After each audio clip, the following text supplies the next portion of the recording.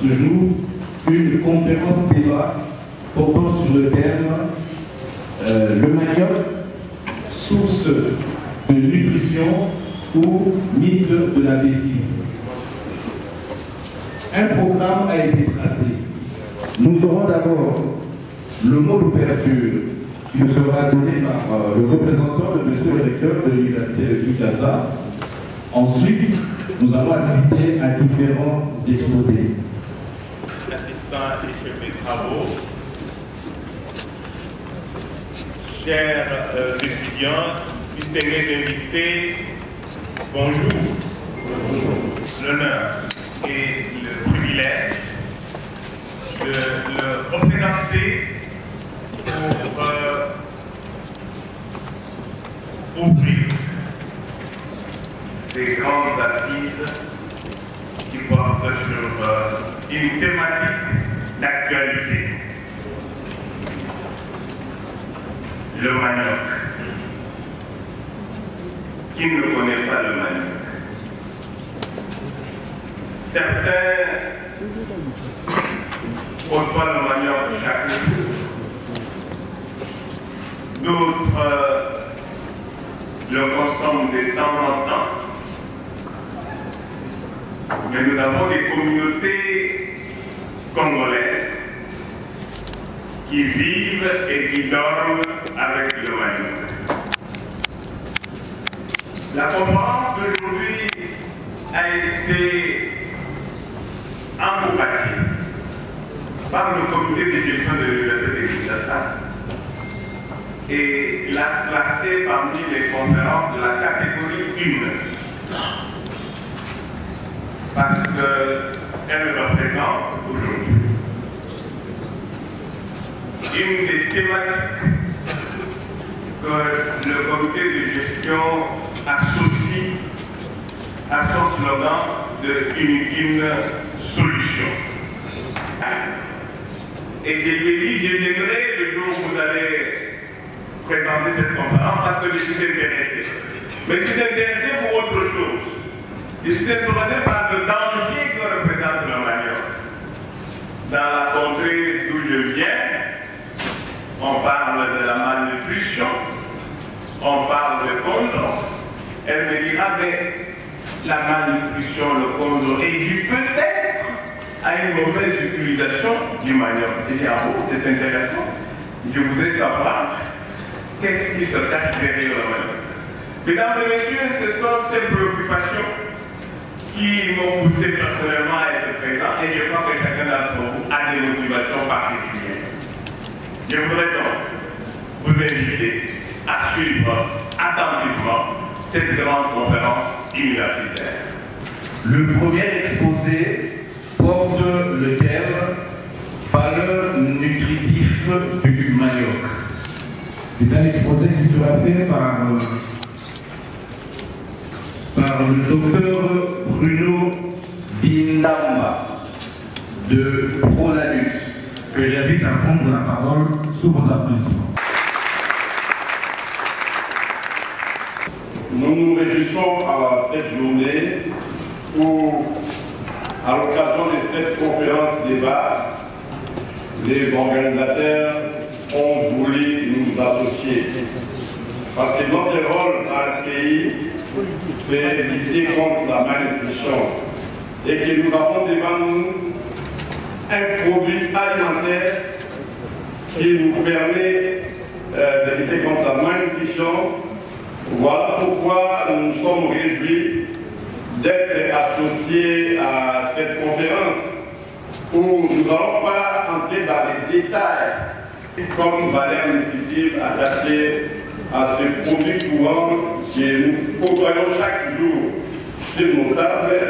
Nous côtoyons chaque jour depuis, je pense que c'est pour ça l'Afrique a dit tantôt, depuis qu'il a été enfant, à des 10 années, il a commencé à côtoyer les manioc.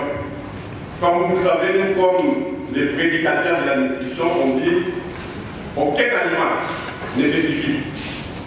Et ça donné que nous prenons la diversité dans l'alimentation, il faudrait associer les aliments pour que nous puissions avoir une alimentation équilibrée.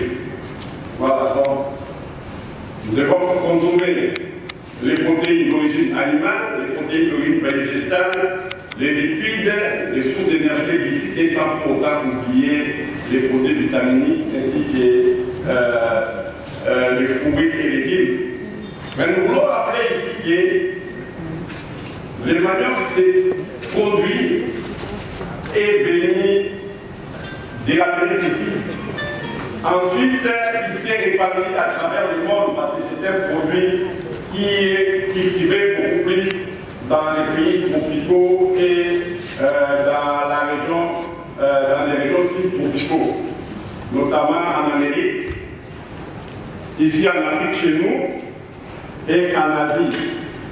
Et ce produit qui est courant dans la vie de beaucoup de citoyens de la planète a parfois plusieurs appellations.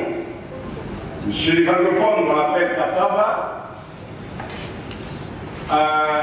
En Malaisie, on l'appelle tapioca. Du côté de l'Amérique, on l'appelle manioc ou manioca, ou kuka pour certains peuples. Au niveau de Madagascar, on l'appelle bafinamapaka. Au Ghana, on l'appelle banquier. Au Togo, agueli. Du côté de la Gambie, c'est mandioka. Et chez nous, en RDC, on l'appelle manioc. Voilà. Alors, il faudrait noter que le manioc, en termes de superficie cultivée, c'est le 7e produit en ordre. Et c'est le Brésil qui détient les gros de la production, bien ensuite des autres pays, et la RDC, notre pays, produit environ 10% des maniocs, et normalement ça bien préparé, appelé pour nous. Et que les maniocs aujourd'hui se retrouvent dans toutes les provinces de la RDC. Quand vous parcourez les provinces, des villages à village, vous ne pouvez pas traverser un village sans pourtant avoir un champ de manioc. Il faudrait noter que ce produit qui est spécial, ça date à toute forme de terre. Même les terres les plus médiocres peuvent aider à faire pousser les maniocs. Même là où les conditions climatiques sont très sévères, parce que les maniocs ne créent pas de fortes pluies, et puis les maniocs sont très résistants à la sécheresse, et puis n'est pas très sensibles aux maladies et aux attaques des prédateurs.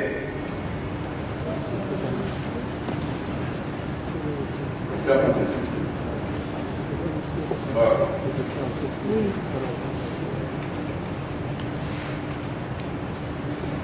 Ces maniocs, je pense, ça va venir avec les exposés qui vont suivre. Nous savons qu'il est consommé en forme de poudre dans la pâte qui est les communs, la plupart d'entre nous consomment, qu'on appelle le foufou. Ça peut aussi être consommé sous forme de cossette. Et puis aujourd'hui, la transformation, on a des pains, des maniocs. Et aujourd'hui aussi la feuille, hormis la préparation habituelle que nous avons, cette feuille de manioc peut être conservée sous diverses formes en vue d'une exportation. Donc aujourd'hui, avec la crise de l'Ukraine, nous devons noter que nous avons un atout, c'est l'atout sur les maniocs qui peut facilement remplacer les pains. Alors, en termes de valeur nutritive, quand on prend les tubercules, sur les 100 grammes de manioc, nous avons essentiellement environ 125 à 140 kilocalories. Donc c'est les glucides qui est l'élément principal qui compose le manioc avec environ 35%. Et à côté des glucides, il y a un apport important en eau, autour de 60 à 70%. Nous avons les protéines, parce que le manioc n'est pas très riche en protéines. Aujourd'hui, avec la technologie des transformations, parce que nous sommes en train d'encourager la chaîne alimentaire, cette feuille de manioc peut être transformée en blé de l'utilisation sous d'autres essiers. Ça peut nous accompagner à produire du pain et puis ça peut nous aider dans la production des aliments pour bétail. Et pas plus loin ici en Afrique, nous avons dans les pays comme l'Ouganda et le Ghana, il y a l'alcool qui est commercialisé. Cet alcool est à base du manioc. Et on a aussi les maniocs qui peuvent être utilisés dans l'industrie alimentaire pour servir à l'épaississement des aliments. Donc voilà, en quelques mots, les maniocs, c'est le produit que nous côtoyons chaque jour, c'est le produit que nous consommons parce qu'il n'y a pas plus loin qu'hier, j'ai suivi sur les réseaux sociaux beaucoup de gens parler du mal de manioc, sans pour autant savoir que derrière le manioc, il y a beaucoup de qualités négatives et que nous l'utilisons comme véhicule pour lutter contre la malnutrition. Nous avons voulu, à l'occasion de cette conférence de débat, présenter ces vertus des manioc, en fait, chacun de nous puisse les porter et faire aujourd'hui la publicité et la consommation de manioc à travers tous les ménages de la RDC pour lutter contre la malnutrition. Je vous remercie. Les effets du manioc sur le système nerveux. Il est important de noter que le manioc représente l'aliment d'à peu près 12,5% de la population mondiale. Quand je faisais encore ma thèse, il était écrit que le RDC était le premier gros consommateur du manioc avec 350 kg par an et par personne. Je ne sais pas si ça a déjà changé. Et que le manioc représentait à peu près l'aliment d'environ 60% de la population congolaise. Peut-être ça a déjà augmenté avec la transformation actuellement, planification et d'autres techniques. Alors, voilà. Le problème de...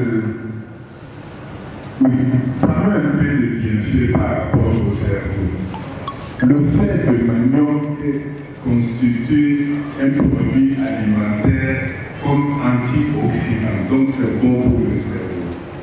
Et depuis un certain temps, nous conseillons aux personnes de troisième âge comme nous là, de consommer le fait de manioc chaque jour comme antioxydant parce que ça fait du bien au cerveau, n'est-ce pas? Et vous savez aussi que les gens consomment le petit morceau de manioc doux là avec les arachides. Ils disent c'est du saïs 40. Donc ce serait aussi un produit important pour la santé de la reproduction, que ce soit pour l'homme ou que ce soit pour la femme.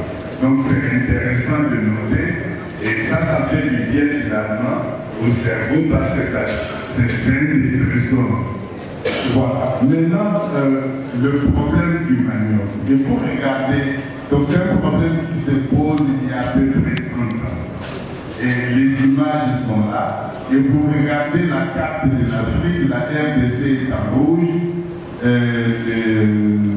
Voilà un autre pays là qui est en rouge, je pense que c'est Mozambique. Et il y a le Cameroun, il y a l'Angola, il y a l'Ouganda.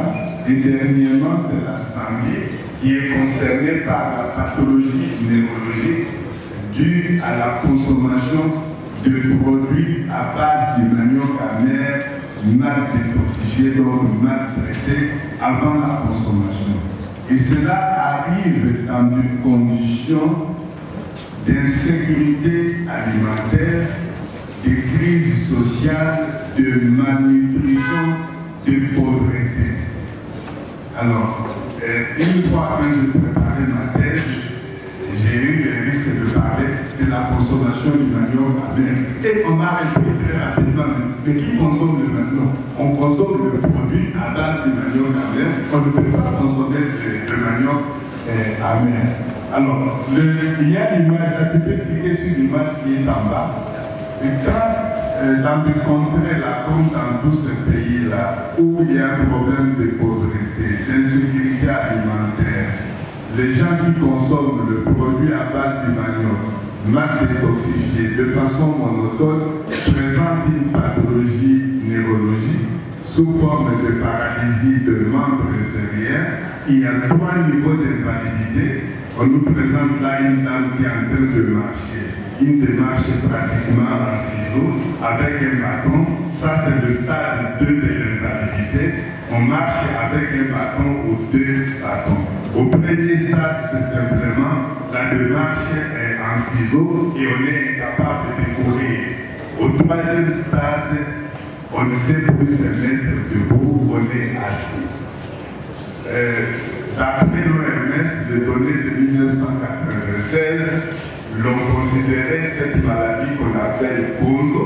Le Kunzo, c'est un mot yaka qui fait référence aux fétiches que les gens utilisent pour attraper le bête, le piège. On met ces fétiches-là.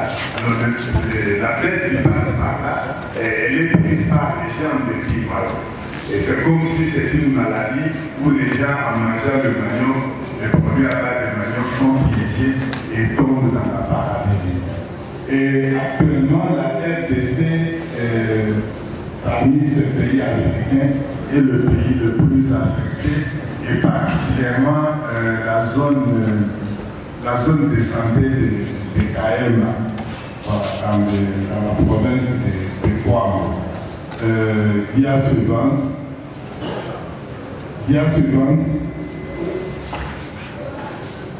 suivante, voilà. Alors, le manioc, comme l'a dit la professeure Yandio, contient un poison qu'on appelle le cyanure. Organique ressemble à la molécule du sucre. Ce qui fait que le neurone peut même se tromper en condition où le taux de sucre est bas, en consommant le produit à base de manioc, où il y a ces produits-là d'inamarine. On pense même dans le modèle animal, on a vérifié, le neurone des cellules du cerveau peuvent se tromper pensant que c'est du sucre et consommer cette molécule, et à l'intérieur il y aura du cyanure et ça va tuer. Et on a même tenté d'utiliser ce produit pour tuer les cellules de cancer. Quand la dinamarine est transformée, avant la consommation ou ce qui reste encore dans les produits de manioc, c'est transformé dans notre tube digestif, on obtient d'autres produits qui expliquent les pathologies qu'on peut avoir. Alors, vous avez le produit ici en rouge, celui-ci.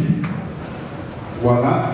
S'il y a grande quantité de cyanure dans le corps, par oxydation, on obtient cette molécule qu'on appelle cyanate. Et cette molécule est connue comme une molécule qui détruit les cellules du système nerveux. Ça, c'est déjà établi. Donc, il ne faut pas se retrouver en situation d'avoir une grande consommation du manioc mal détoxifié. Et quand vous obtenez les cyanates, là, ça pose problème. Mais très rapidement, quand nous avons les cyanures dans notre corps, on a cette molécule SCN qu'on appelle cyanate. Et les cyanates là, voilà, c'est lui qui va perturber le métabolisme de la glande thyroïde et favoriser le quadre avec toutes les conséquences possibles sur le système nerveux. Mais aussi, le cyanate là, il est excitotoxique, donc il peut agir au niveau des structures du système nerveux et provoquer un état d'excitation. Et c'est comme ça qu'en plus des troubles moteurs, là-bas, là où on a étudié, les enfants qui présentent le cause, ils ont aussi des troubles affectifs et des troubles comportementaux qui sont de mauvaise humeur et probablement à cause de l'excitotoxicité du thiocyanate, n'est-ce pas? aux États-Unis, il y a un professeur spécialiste de la neurotoxicologie, Peter Spencer. J'ai lui posé la question, dites-moi professeur, dans le milieu affecté par le col, il y a le cyanure, il y a le thiocyanate, il y a le cyanate, il y a l'ATC. Quel est le produit qui pose effectivement problème? Il a pris ça et son marqueur, on ne peut pas incriminer les cyanures, parce que les cyanures, vous mourrez ou vous en sortez totalement détruit. Mais ce que l'on voit là, c'est l'interaction de plusieurs facteurs de ces conditions-là qui expliquent. Donc, voilà, on ne peut pas incriminer les cyanures, il faut incriminer tous les facteurs de stress qui affectent le système nerveux en rapport avec la pauvreté, la malnutrition. Un autre élément, vous savez là-bas on s'échauffe comment? Il fait froid à Kaena, et le fait de boire produit quoi? Le monoxyde de carbone. Et le monoxyde de carbone fait quoi? Pendant la grossesse, il interfère avec la structuration du système nerveux. Donc c'est déjà un facteur qui peut expliquer d'autres troubles. Le monoxyde de carbone, de CO, de la fumée. Mais ça, on n'a pas encore cherché à comprendre. C'est pour dire que c'est vraiment complexe. Donc la physiopathologie est multifactorielle, impliquant la toxicité du cyanure et de ses dérivés, l'inflammation, des déficiences en oligo-éléments. Et le débat qui se pose aujourd'hui cache aussi un autre problème pour ce qui concerne l'alimentation dans le monde. N'est-ce pas? Si vous éliminez le manioc, il faut les remplacer par autre chose. Alors il y a là un enjeu économique, donc il y a beaucoup de choses. Donc il y a un problème de conflit d'intérêts et nous devions faire vraiment attention en comprenant les enjeux du discours actuel. Le manioc rend idiot. Alors il faut les remplacer par un autre aliment et vous en tirez toutes les conséquences économiques, géostratégiques, géopolitiques, ainsi de suite. Voilà. Donc nous devons être conscients de ça. Alors c'est-à-dire nous devons continuer à faire la recherche par rapport à notre alimentation à base de manioc, ses bénéfices, le risque sanitaire, mais le grand problème pour résoudre ça, c'est nous devons lutter contre la malnutrition chronique. Nous devons lutter contre la pauvreté. Et alors, qui doit être concerné? Qui a suivant? Et voilà ce que le professeur essaie de proposer. Donc, c'est un problème qui doit impliquer plusieurs parties prenantes. Donc, parce qu'il y a des enjeux cachés. Voilà. Alors que tout compte fait, le manioc se présente comme un aliment de l'humanité de demain, étant donné les risques liés au changement climatique de par comme culture vivrière de conditions où le manioc pousse et évolue.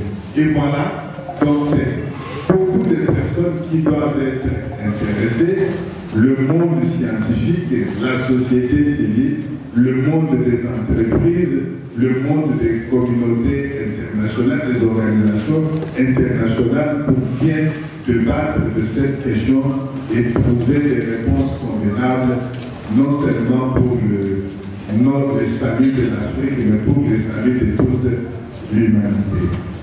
Voilà. C'est certains investissements, parce que quand on dit les manioc rend tête, je crois qu'avec l'exposé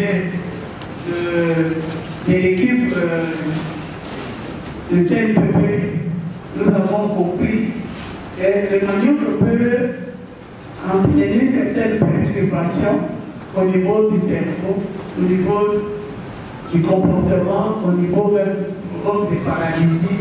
Et je pense qu'ils ont nuancé. Ça montre que ça peut arriver et que c'est déjà arrivé. Mais dans notre exposé, nous voulons montrer que c'est possible aussi d'éviter, avec les recherches que nous avons menées sur le manioc, sa transformation et ce que nous pensons dans la production. Ça, par exemple, je voulais aussi réagir par rapport à la consommation. En Afrique, là, les Africains sont aides à cause du manioc. Mais, vous voyez, ça nous montre les effets qui doivent appeler la définition du crétinisme, qui doit être bête, ou quoi. Regardez la proportion. Je pense que nous qui sommes dans cette salle ne sommes pas concernés. Bien que nous soyons des Congolais consommateurs, le secrétaire administratif nous a dit qu'il a consommé ça depuis l'enfance. Effectivement, c'est la première bouillie qu'on donne à l'enfant à cause de la digestibilité de l'amidon de l'oignon. Toutes les mamans, quand ils commencent à essayer de donner à l'enfant à manger, c'est avec la bouillie de manioc. Et elles savent aussi que si tu ne donnes que ça, les mamans disent que moi, il y a un pot pour l'eau. C'est-à-dire que l'enfant est gros et ne plaise pas. Justement parce qu'il y a carence. Et le professeur au diplôme nous a démontré cette carence en protéines. Or, ce sont les protéines qui construisent le muscle, qui amènent le poids, qui protègent. Mais lorsqu'il y a cette carence, ça peut arriver on est tous ces cas-là, le cas de croissance ou les perturbations de l'organisme et jusqu'à certaines maladies, dont le crétinisme. Et d'ailleurs, je crois que le chrétien, ce n'est pas lui qui a consommé le manioc, ce n'est pas lui qui a manqué d'iode. Le chrétien, c'est sa mère pendant la grossesse. C'est comme ça qu'à la naissance, il est devenu chrétien. Je n'entre plus dans les détails. Quand ils sont baptisés, à ce moment-là, on les intègre dans les normes et nous ne pouvons pas dire que l'OMS a dit, l'OMS a dit. Et voilà, il y a des normes, par exemple, les taux des cyanures qui peuvent, qu'on ne doit pas dépasser dans un aliment pour qu'il ne soit pas agressif. Déjà, je suis très content de l'exposé du professeur Okitondo ici, parce qu'il a montré tout ce que les cyanures subissent dans l'organisme. C'est-à-dire au moment où on peut les détruire lui-même. Et surtout lorsqu'il ajoute qu'on a trouvé chez les enfants qui vivent dans les milieux de cause la présence des micro-organismes qui contiennent la dinamarase. Et c'est là où nous allons partir avec la détoxification du manioc. Vous voyez, le manioc, comme on l'a dit, la RDC, c'est le pays le plus grand consommateur du manioc dans la consommation humaine. Parce que d'autres pays ont considéré le manioc comme un aliment pour le bétail. Mais je crois que nous savons que l'homme, c'est un animal. Je parle comme biologiste. Donc si les autres animaux le mangent le manioc, c'est que l'homme aussi pouvait le manger. Donc ceux qui disaient qu'on donne au bétail, ils donnent aux autres animaux que l'homme, parce qu'ils pensaient que pour l'homme, il y aura d'autres effets. Donc ça doit être les mêmes effets. Et au mochu, or c'est la même recette, mais c'est des ethnies différentes ou des tribus. À l'Équateur, on appelle Maléba. Province orientale, on l'appelle Masélé. Dans le Maniema, on l'appelle Lomanda. Et le Maniema encore vers le Sankourou, on l'appelle Omochu. Et c'est la même recette, la même préparation. Et si vous regardez partout, il y a ce qui est en rouge, c'est la fermentation avant cuisson. Ce qu'il y a les jaunes et l'orange, je ne vois pas très bien. Il y a des aliments où on fait la détoxification par fermentation et d'autres sans fermentation. Donc, ça signifie que la population consommateur du manioc avait déjà pensé à la toxicité du manioc. C'est comme le docteur l'a dit, aucune mère ne peut donner le manioc amer à son enfant. Mais toute mère préfère que le foufou qu'elle va préparer soit fait à base de manioc amer. Parce qu'il paraît que et garde être ferme et ne change pas de consistance même jusqu'au lendemain. Au cas où on a un mari qui se promène beaucoup, c'est mieux d'avoir un foufou qui peut se conserver jusqu'à quand il va rentrer la nuit ou demain pour qu'il puisse manger. Au lieu d'avoir un foufou qui devient liquide pendant la conservation.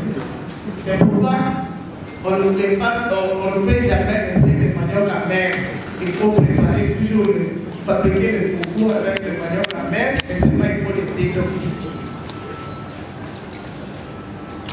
D'après les normes, disons, il y a les normes du Codex Alimentarius où on a classé les différentes des variétés de manioc, ce qu'on appelle manioc doux et les manioc amers.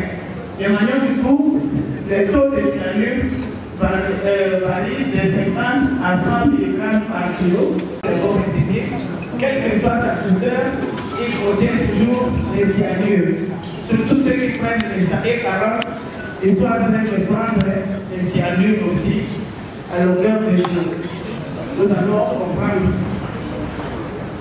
Donc, lorsqu'on a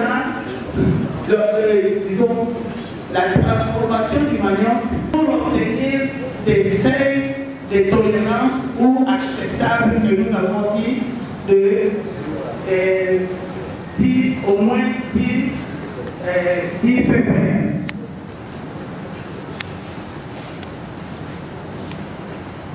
Nous avons dit qu'il y a deux types de transformation du manioc.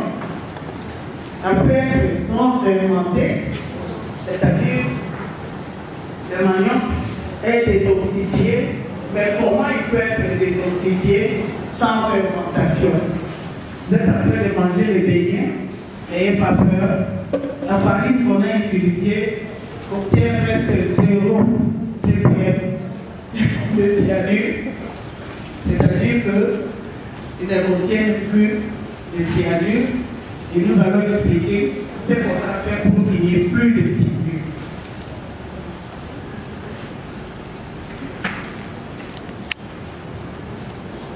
D'abord, commençons avec le manioc non fermenté.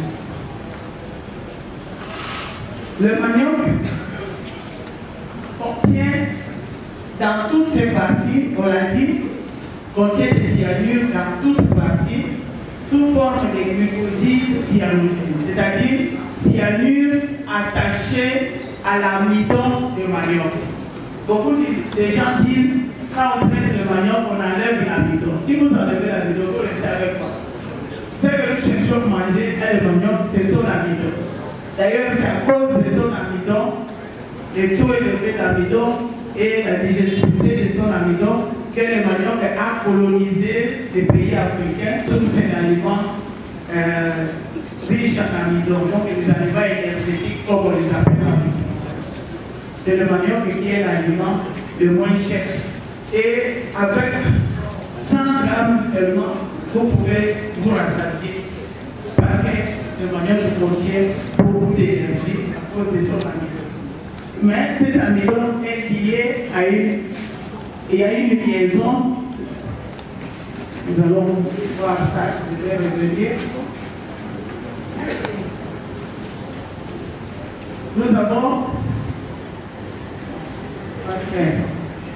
le manioc, par exemple, là-bas. Nous avons ça considéré que c'est une marmite pour un parc ou un bassin d'eau.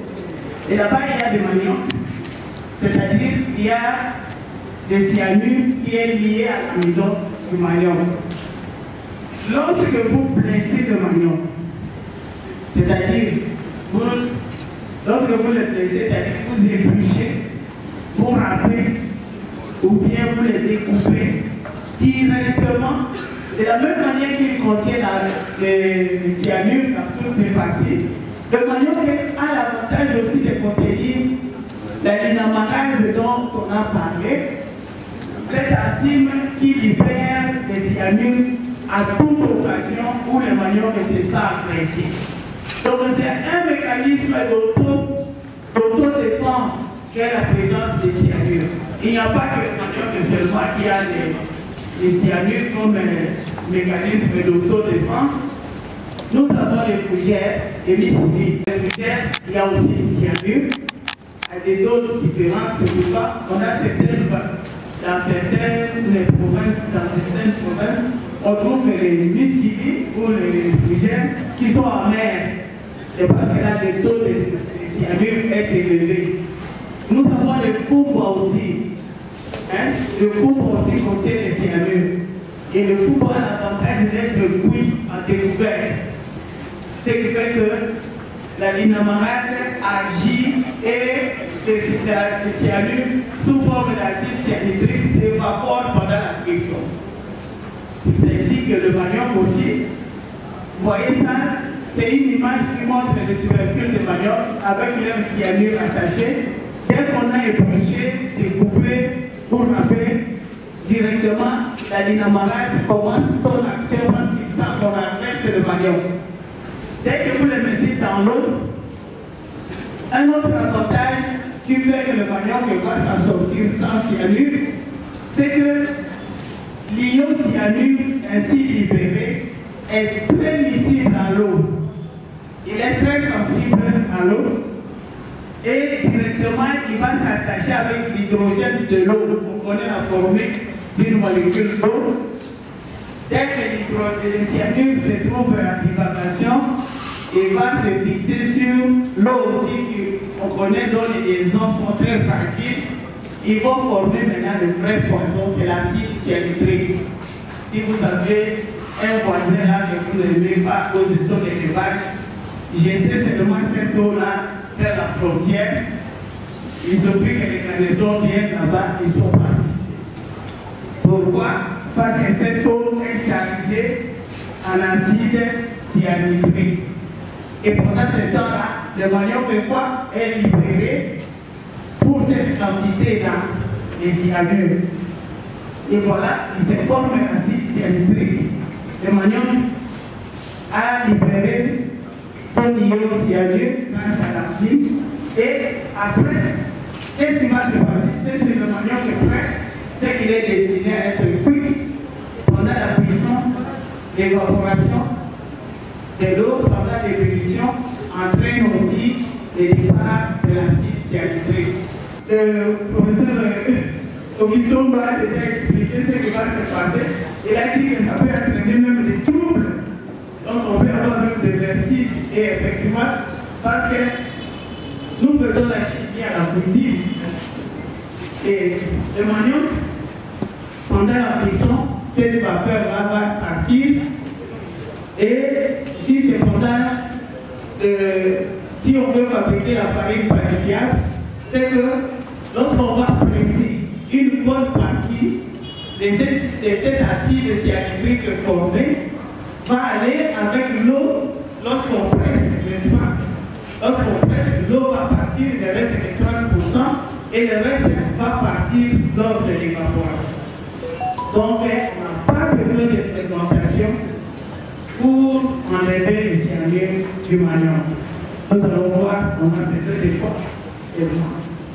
Parce que il y a toute la chimie c'est fait avec l'eau de nettoyage, avec l'eau de cuisson et la formation de l'acide cyanhydrique a l'avantage, c'est qu'il n'exige même pas une forme de chaleur. D'ailleurs, pour les chimistes qui sont ici, au laboratoire, nous disons, on l'extrait par entraînement à la vapeur. Il suffit seulement de découper l'échantillon, de le garder à 37 degrés, à 27 degrés d'ailleurs. Et le lendemain, quand vous revenez, vous allez seulement chauffer et toute l'acide cyanhydrique est partie et vous le récupérez pour le total. Donc,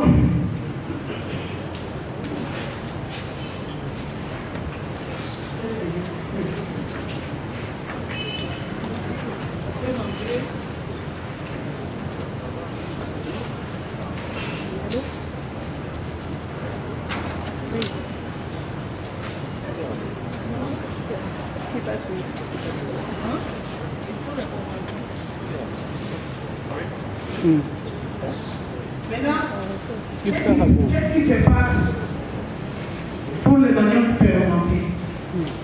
Les résultats de recherche ont démontré ce que nous venons d'expliquer ici. Il suffit tout simplement de blesser le maillon. On dit on a causé des lésions, de les tremper dans une eau pour nettoyage ou pour l'alimentation. À cette étape-là, nous avons vu que pour certains, tous les cyanures sont partis sous forme d'acide cyanurique. Et les résultats au laboratoire ont montré que même pour les maillons carnaires, on veut les planter, environ 70% des cyanures sont libérés par l'effet de nettoyage et de découpage ou rafage du maillon. Et le reste, il y a l'action des micro-organismes qui va s'ajouter parce que, comme l'a dit le prof Tourneau, il existe des microbes qui ont la capacité aussi de libérer la dynamarase. Ce sont des micro-organismes capables d'hydrolyser la dynamarine et libérer aussi la cyanure qu'ils transforment à d'autres produits qu'ils ont besoin. Donc, tout cela contribue toujours à ce que le manioc, en réalité, reste sans cyanure complètement. Et au niveau du laboratoire, nous avons constaté, et c'est le problème qui se pose à Kaemba aussi, nous avons constaté que l'action de la dynamarase, comme toute réaction chimique, dépend de température, de pH et de la présence des éléments catalyseurs. À ce qui concerne les cyanures ici, le pH, donc les degrés d'acidité de l'eau, même de nettoyage, doit être supérieur à 5. On constate dans certains points, là où les cyanures persistent dans les maniocs, dans certains points, le pH de l'eau est inférieur à 5. À ce moment-là, la dynamarase, qu'elle soit d'origine du manioc ou des micro-organismes, elle est inhibée et cette réaction n'aura pas lieu. J'étais en ce lieu avec vous et que j'ai bien compris ce que vous avez expliqué.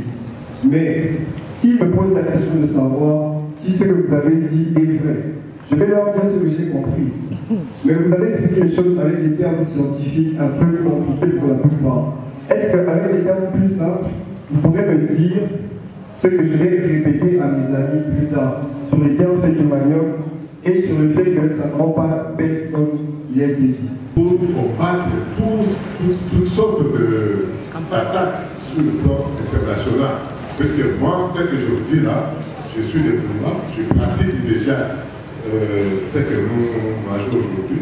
Pas plus tard qu'hier, monseigneur de chez nous, au Québec, avait célébré le 10e anniversaire de son épiscopat. Nous l'avions présenté ce repas ici et c'était formidable. Alors, en apprenant tout ceci, c'est vraiment l'idée pour nous décourager, puisque déjà, à Bouba, vous avez déjà découragé, ne mangez pas les riz de Bouba, on mange maintenant les riz de sachet. Vous comprenez que ça? Alors, ça me répond au plus haut point. Merci beaucoup pour la parole.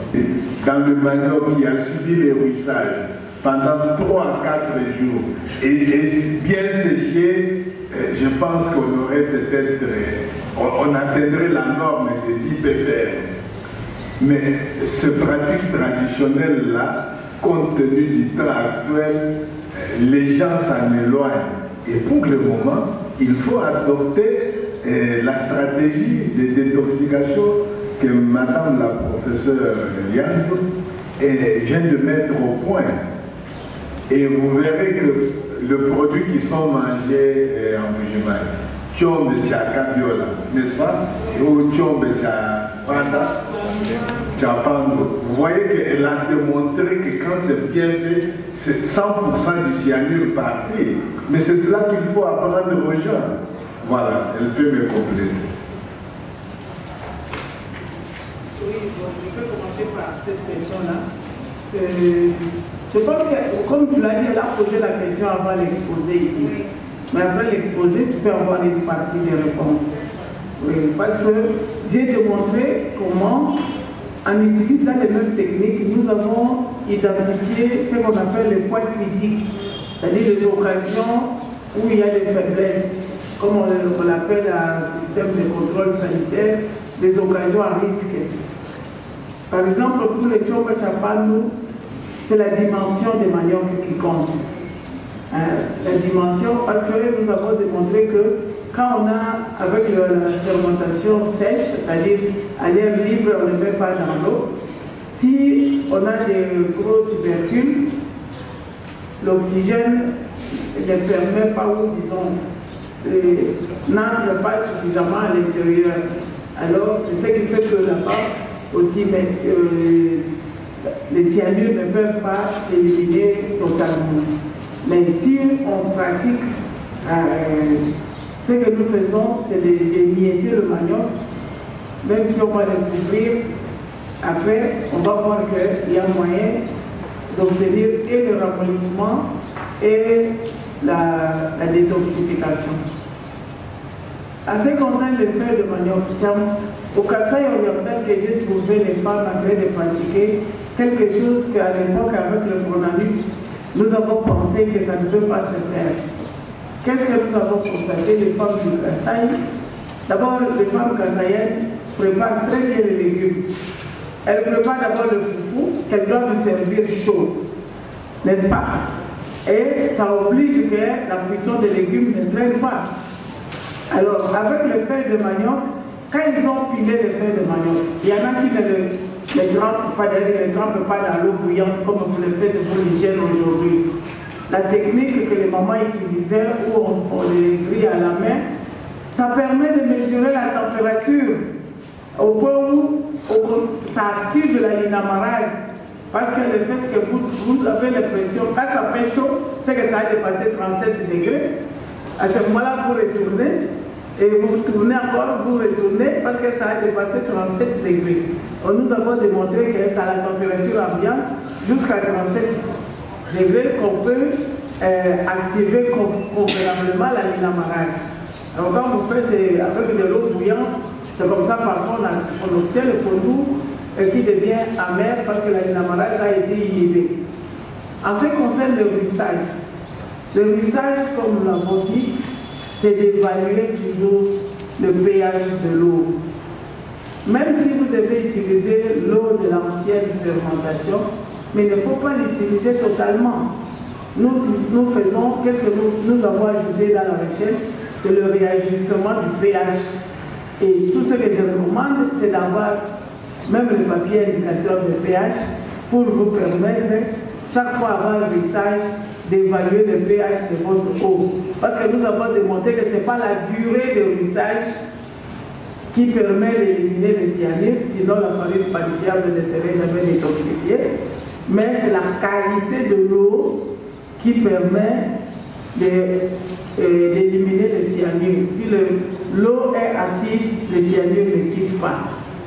Au professeur du Cameroun, au prof, le docteur qui a intervenu en ligne. Oui, le professeur camerounais prouvé, parce qu'il nous a donné les statistiques de 2014. Nous trouvons que CTP lointaine ou caduque, pas vraiment caduque, mais s'il pouvait nous donner les statistiques récentes, ça nous aiderait à approfondir aussi nos recherches. Merci.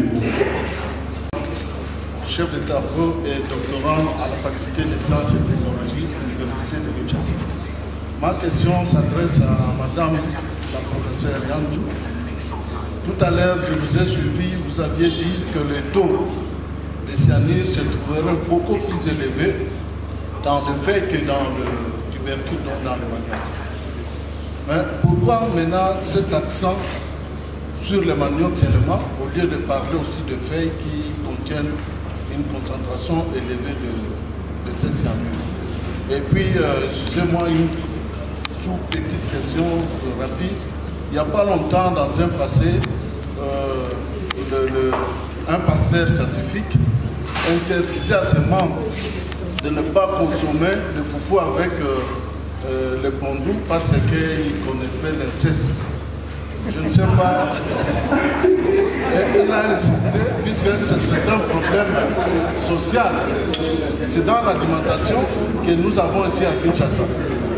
Qu'en dites-vous en tant que scientifique et expert dans cette matière? Merci. Je suis chef de travaux à l'ISP PDI dans la province du Congo. Je suis en même temps doctorant à la faculté des sciences humaines au département des sciences de l'information et de la communication. Je rédige une thèse dans le domaine de la communication pour la santé.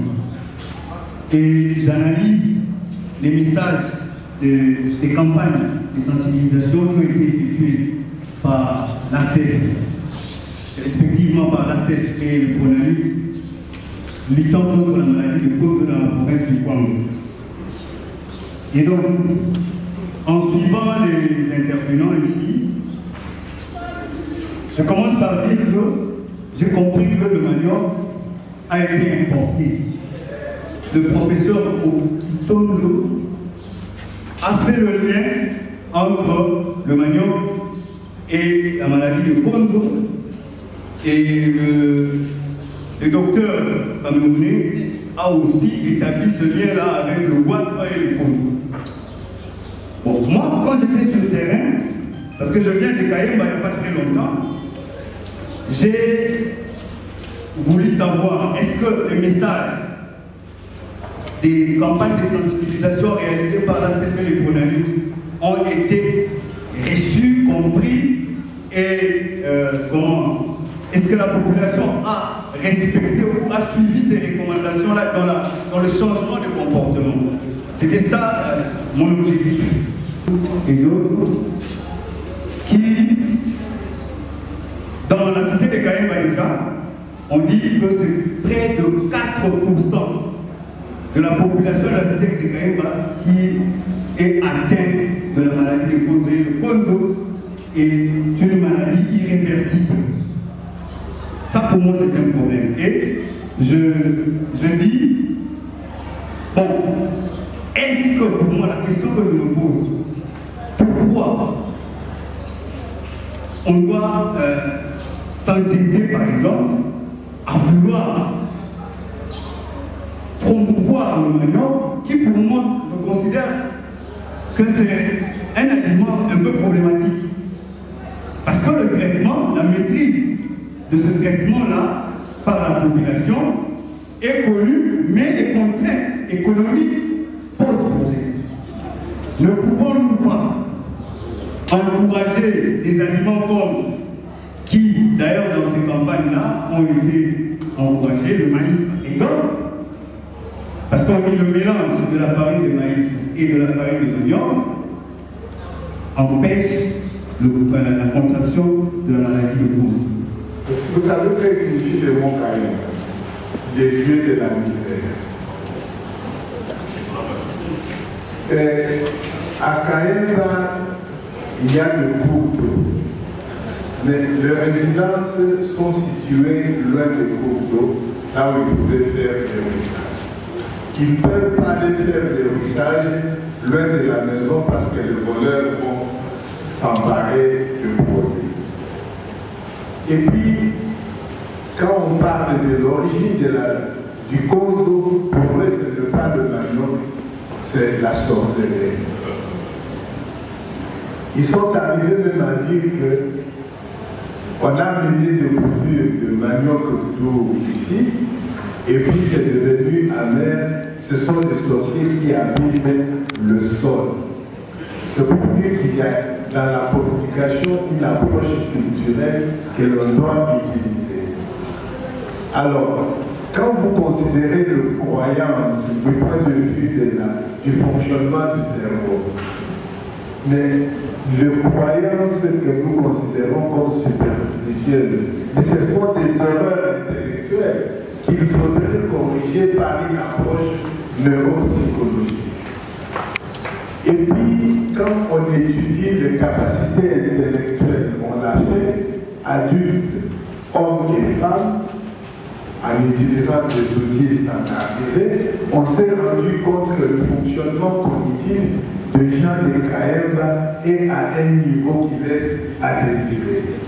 Et nous avons cherché à comprendre les liens entre le fonctionnement cognitif de mère et le fonctionnement cognitif des enfants. On s'est rendu compte que le fonctionnement cognitif de mère déterminait le fonctionnement cognitif des enfants. Un déterminant puissant. Alors, voilà des questions qui se posent. Et on sait qu'à Kayemba, au départ, il y a l'insécurité alimentaire qui s'accompagne de la malnutrition chronique. Et on sait que la malnutrition chronique affecte les capacités cognitives, donc ça affecte la résilience. Et ça sous-tend ces croyances qui posent problème parce qu'on ne sait pas comprendre les choses autrement. Est-ce que les gens vont accepter de prendre notre aliment que le manioc, ce qu'ils appellent les loups? Quand quelqu'un n'a pas mangé son manioc là, c'est comme s'il n'a rien mangé. Donc c'est-à-dire que c'est un problème complexe qu'il faudrait aborder autrement avec une approche multiculturelle, transculturelle pour pouvoir le résoudre. Passer du manioc à une autre culture, c'est un problème à Kayemba. On a fait, il y a quelqu'un de la pharmacie qui a fait une étude pour voir si à Kayemba, il y avait des produits alimentaires qui pouvaient contrebalancer les effets toxiques du cyanure de manioc et dû à d'autres problèmes, lutter contre le stress oxydatif. Il y a beaucoup de produits. Et là aussi, il faut informer et sensibiliser la population sur la possibilité de consommer ce produit alimentaire de plantes qui peuvent aider à contrebalancer le stress oxydatif dû aux multiples facteurs de stress auxquels nous sommes soumis. Donc vous avez raison, il faut approcher le problème de façon globale, holistique, approche multidisciplinaire et transdisciplinaire pour transformer cette situation. Donc la situation est complexe.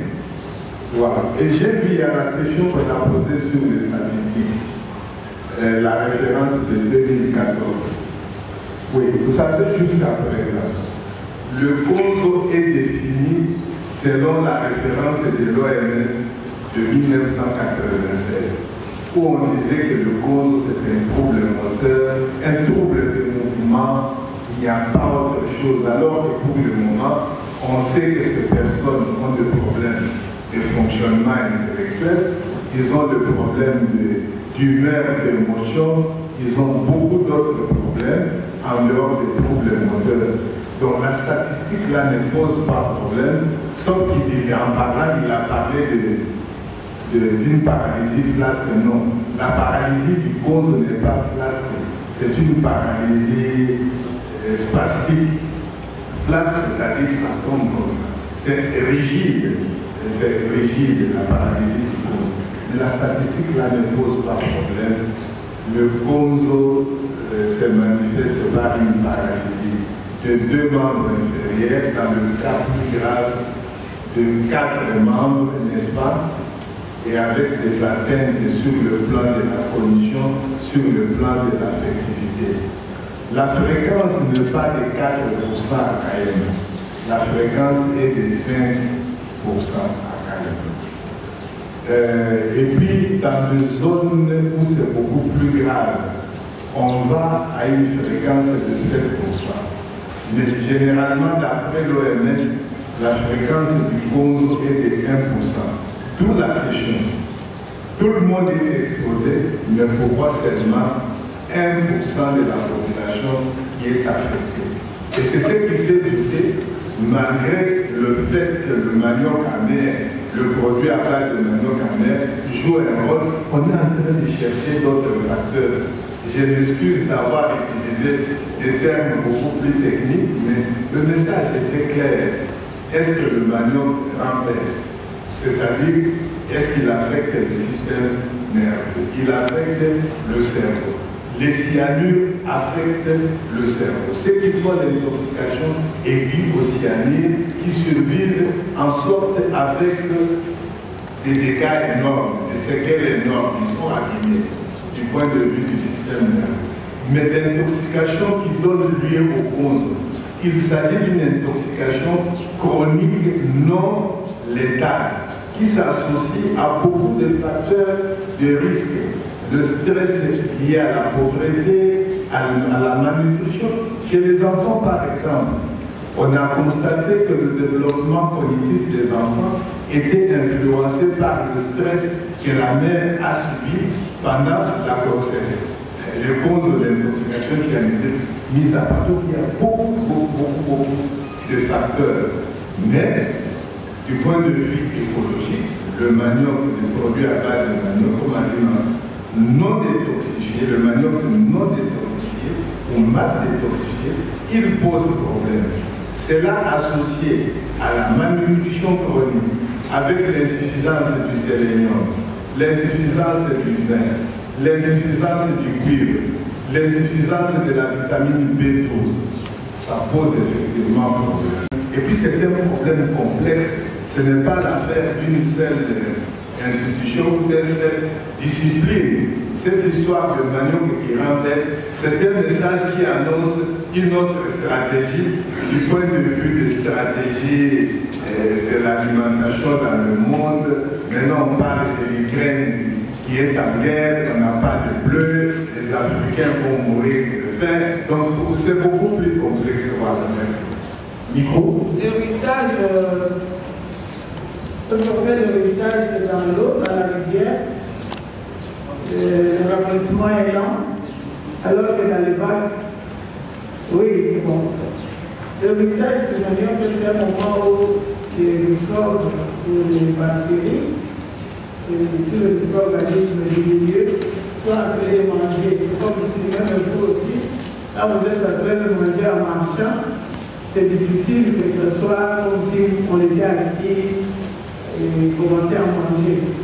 Alors c'est pourquoi on a créé des banques de fortune, c'est-à-dire au bord de cours d'eau, on fabrique comme un bac de ruissage, parce que pendant le ruissage, c'est une activité métabolique, ça produit de l'énergie, et cette énergie, surtout la partie qui est dégagée sous forme de chaleur, c'est ça qui permet de maintenir la fermentation, comme le ruissage.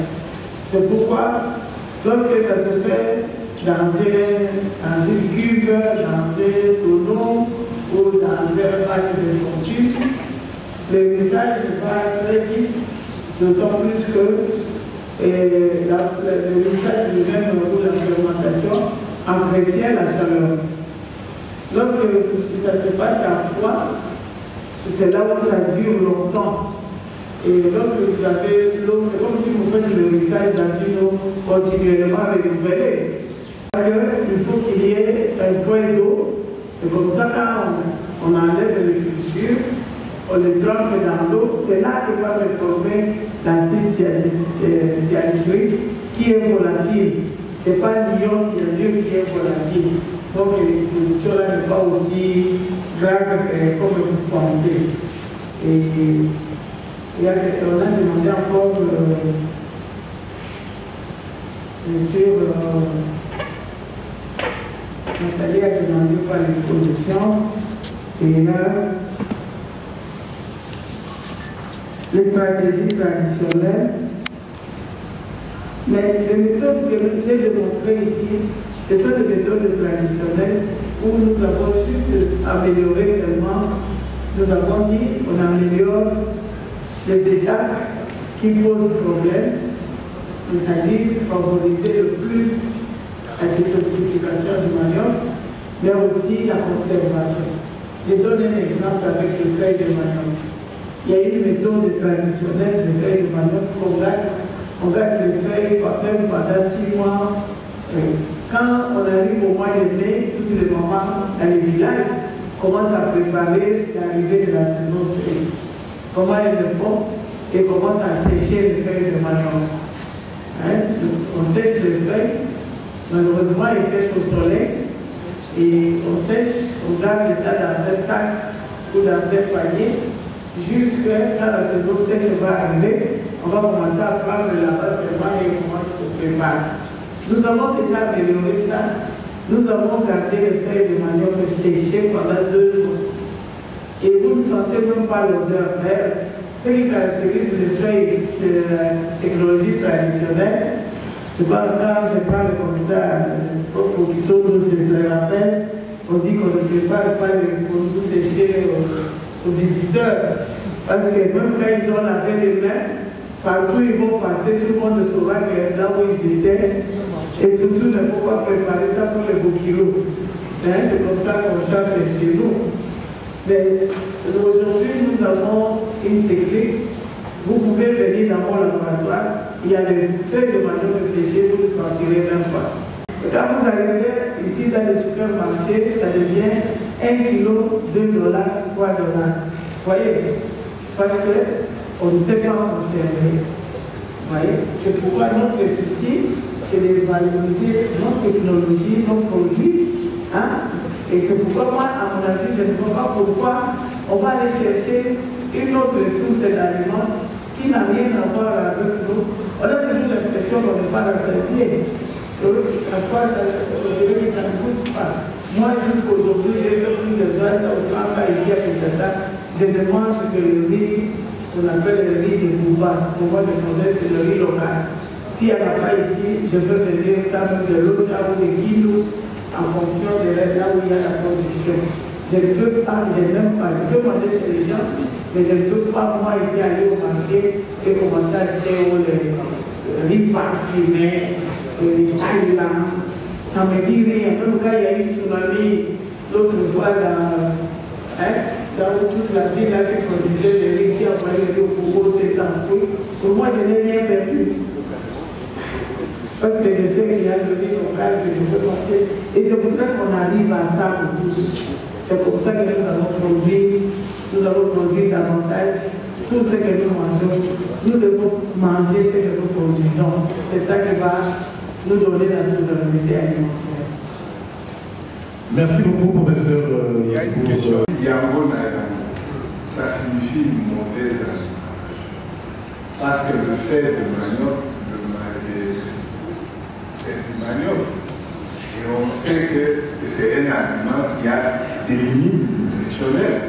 Alors quand vous n'avez que ça, donc vous êtes mal nourri. Et en fait, ça me rappelle la question de la dame du Kasaï. Pour bien manger le produit à base de manioc, il faut le produit à base de manioc où vous avez plus de sucre, des hydrates de carbone, avec quelques sels minéraux, avec quelques vitamines, très peu de protéines. Il faut maintenant chercher les acides gras, l'huile, il faut chercher les protéines et faire le mélange pour avoir un aliment, une alimentation équilibrée. Alors, ce langage-là est tout à fait symbolique. Foufou, plus ou moins, c'est de l'inceste. Mais ça signifie que c'est une mauvaise, à mon avis, c'est une mauvaise chose. Ce n'est pas une bonne alimentation. Et nous savons au Kasaï, quand nous étions jeunes, il y a des familles où il y avait ça comme aliment principal, foufou et poulet. Et on sait que dans ces familles-là, on recrutait beaucoup de cas de malnutrition. En fait, à mon avis, c'est comme ça que c'est comme ça. Mais après, ça dépend, docteur. Parce qu'il y a aussi, ce que j'ai aimé au Kasaï oriental, d'ailleurs, dans toute la République, je suis passé avec soit des inventaires, soit des formations, et des associations culinaires. C'est ça les habitudes culinaires de chez nous. Chez nous, on ne prépare pas les légumes seuls. Et surtout le fait de manioc que j'étais au Katanga, au Congo central, et au Kasaï oriental, et même dans le Maniema, je peux le citer partout. Et il y a l'arachide qui fait le travail. Il y a toujours un peu d'arachide. C'est qu'il y a, par exemple, au Kasaï, ce que j'ai noté qui est à la base de la malnutrition, c'est la quantité. La quantité qu'on offre. Qu'on prépare. Quand on va acheter des arachides, on achète très peu d'arachides parce qu'on ne les cultive pas assez aussi. Et les villes ont grandi, les besoins aussi ont augmenté. Quand on a un peu d'arachide et on vend tout, finalement, quand on va au marché, c'est le premier mot que j'ai appris là-bas, c'est tout qu'est-ce. Tout, c'est tout qu'est-ce. Je leur ai dit, quand je vais revenir, je ne peux plus de tout qu'est-ce ici. Tout qu'est-ce, c'est paix. Nous avons préparé un peu, et effectivement, c'est tout qu'est-ce. Vous voyez? Mais sinon, les Congolaises sont fortes en association culinaire. Vous voyez, on prépare toujours, surtout les légumes, c'est toujours avec la pâte d'arachide. Soit grillé, soit les arachides non grillés, les arachides fraîches. Mais ce que nous faisons comme effort dans les formations sur la nutrition, c'est d'essayer de rentabiliser ces associations culinaires en les éduquant vers des associations culturelles. C'est-à-dire qu'on doit savoir cultiver les légumineuses pour qu'on les ait à la portée de la main, pour qu'elles puissent aussi diversifier les légumineuses pour les mélanger chaque fois aux légumes. Il n'y a pas que le produit. Vous savez, au Congo central, c'est le fourmois. On ne prépare jamais le fourmois sans arachide. Et ça, c'est au Katanga aussi, je dis, on ne prépare jamais quelque chose sans avoir ajouté des arachides. Vous voyez, ces associations culinaires aident beaucoup pour augmenter la teneur en protéines de nos différents légumes. Il ne faut pas utiliser les termes spirituels ou quoi. Il faut utiliser des expressions vraiment qui aident les gens au changement de comportement. En gros, le manioc seul ne suffit pas. Parce que le manioc qui n'est riche en hydrates de carbone, c'est de l'énergie. Il faudrait qu'il y ait association avec d'autres produits. Voilà pourquoi dans d'autres provinces, on associe le manioc au maïs pour apporter des protéines d'origine animale afin que nous puissions avoir un complément alimentaire qui apporte la diversité. Donc on a besoin d'avoir des protéines, on a besoin d'avoir des lipides, des glycides et puis des complexes vitaminiques. Donc ce que nous encourageons, c'est la diversité alimentaire.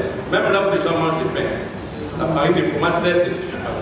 Donc il y a toujours une association avec d'autres produits pour qu'il y ait cette diversification alimentaire pour éviter que nous puissions basculer dans la malnutrition. Ok, nous avons... Oui. Point d'instant sur le mercure, le manioc. Les 200, les hommes, et 1200 grâce pour elle, alors que le manioc, petit à petit, sont. Mais c'est le problème des techniques de détoxification.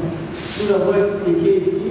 Les feuilles de manioc, c'est pendant le pilonnage. Or, c'est un pilonnage qui est obligatoire. On écrase les feuilles jusqu'à faire une paille. Et ça favorise le contact de l'enzyme avec toutes les petites particules des feuilles de manioc, de façon à libérer tous les cyanures qui existent dans l'eau qu'on va utiliser comme bouillon. Et d'ailleurs, même le mode de cuisson intervient, le bouillon et cette eau-là, quand on va porter à l'ébullition, les premières vapeurs, même avant l'ébullition, c'est ces vapeurs-là qui s'envolent avec l'acide cyanurique. Vous voyez? De façon, c'est pourquoi il n'a jamais posé problème, sauf que quand on a raté, comme les femmes me disent, c'est ce moment-là qu'on a un produit en mer. Et ça, le beau qu'on a eu, c'est un produit, ça, le beau côté. C'est le manque de calcul de temps. Et surtout, la technique qui est la plus utilisée, c'est de tremper dans l'eau bouillante, c'est celle-là qui est mauvaise. Et si on fait celui qui a inventé les techniques traditionnelles à promouvoir, on rentre dans les la chaleur, oui. En utilisant ça fait comme thermomètre. Et d'autres d'ailleurs on pile seulement le couteau avec notre puis on pile sans mettre au feu. C'est la meilleure technique d'ailleurs pour détoxifier les feuilles de manioc. Merci beaucoup pour... Oui, je peux dire ceci. Je ne dis pas que le manioc rend bête, mais le manioc peut rendre malade, même des déficiences au niveau neurologique, des maladies, mais seulement ceci ne peut être possible que lorsque le manioc est mal traité, c'est-à-dire mal détoxifié, ou le manioc n'a pas été détoxifié. Et pourtant, le manioc lui-même, il porte à son sein, il porte les cyanures, donc la source d'empoisonnement dont on parle. Mais le manioc contient également, comme mécanisme d'autodéfense de tous les êtres vivants, il contient des catalyseurs qui permettent de libérer l'ion cyanure et ainsi de l'injecter soit dans l'eau, si elle est trempée dans l'eau, soit dans la bouche de la personne qui consomme le manioc cru, de façon que le manioc ne peut pas rendre malade. Ensuite, toutes les techniques traditionnelles de traitement du manioc dans notre pays, nous les avons maîtrisées. Nous les avons maîtrisées au point où, aujourd'hui, nous avons besoin seulement d'informer, comme nous l'avons fait, comme vous allez le faire, d'informer la population sur comment arriver à ramener le taux de cyanure, même de manioc amer, au seuil de tolérance ou d'acceptation qui est recommandé par la norme des codex alimentarius. Et ceci est possible. Le manioc se détoxifie, nous avons dit qu'il porte lui-même des enzymes. Donc il suffit d'éplucher le manioc, de le découper, de râper pour le manioc non fermenté et de le tremper dans une grande eau. Les cyanures libérés vont aller facilement dans l'eau. Une fois dans l'eau, il suffit de presser, on reste avec le manioc et tous les cyanures sont partis dans cette eau-là. Et cette eau, soit on l'a jetée, soit on l'a laissée, mais l'acide cyanhydrique qui est formé, il s'évapore facilement. Il n'a pas besoin d'être chauffé pour être évaporé. Il s'évapore à la température ambiante. Et une fois évaporé, c'est fini, il est parti. Il n'y a plus de cyanure dans le manioc. Seulement, il faut respecter l'acidité. C'est l'eau potable, c'est-à-dire qu'il y a un pH supérieur à 5,5. La conférence aujourd'hui, c'était pour réagir par rapport à ce qui se dit à travers le monde. Vous avez vu l'engouement même de l'extérieur. C'est-à-dire que c'est le monde entier. J'ai reçu plus de 50 messages des gens qui m'envoient toujours les différentes conférences. Je voulais même les exposer, mais on n'avait pas le temps. Et je me suis dit, et c'était le bal des influenceurs qui a créé cela, qui a eu lieu le 1er avril à Paris. C'est ça qui a été à la base, parce qu'il y avait un grand influenceur et riche qui a démontré que ça ne sert à rien d'utiliser le manioc. Maintenant, moi, je viens de vous démontrer, l'objectif, c'était de démontrer et de vulgariser à tous les Congolais qui sont dans la transformation, dans la production et transformation de manioc, pour qu'ils sachent que le manioc, c'est un aliment de l'avenir. C'est la matière première pour le développement industriel de la RDC. C'est la seule nourriture qui peut nous aider à lutter contre l'insécurité alimentaire dans toutes ses formes. Toi et finance,